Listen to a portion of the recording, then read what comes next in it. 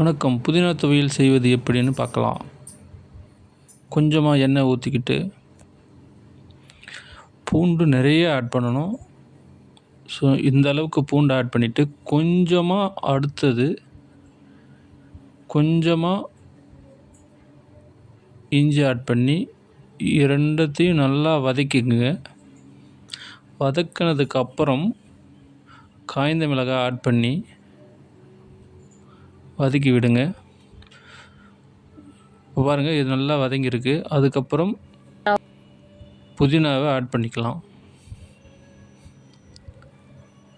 புதினாவை add பண்ணி நல்லா வதக்கணும். பாருங்கள், இந்த அளவுக்கு நல்லா வதக்கி எடுக்கணும். வதக்கி எடுத்ததுக்கப்புறம்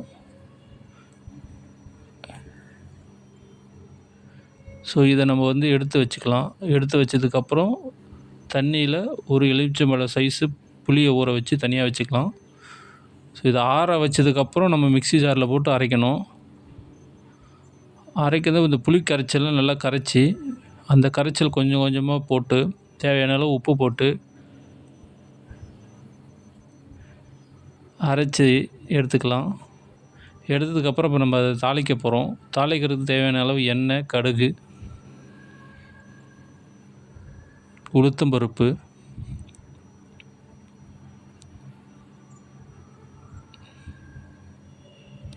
கறிவேப்பிலை இருந்தால் போட்டுக்குங்க. நான் என்கிட்ட இல்லை, நான் போடலை.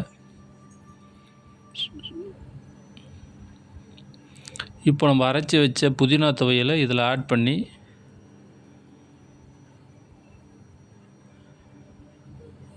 நல்லா ட்ரையாக வதக்கணும். இந்த பச்சை கலர் ஒரு மாதிரி டார்க் க்ரீன் பச்சையாக மாறுற அளவுக்கு நல்லா வதக்கி எண்ணெய் பிரிஞ்சு வர அளவுக்கு வதக்குங்க.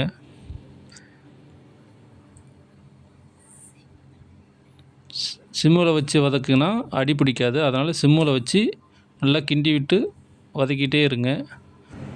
இந்த லெவல் வந்தோடனே நிறுத்துருங்க. சாதத்துக்கு சூப்பராக இருக்கும். ட்ரை பண்ணி பாருங்கள். நன்றி, வணக்கம்.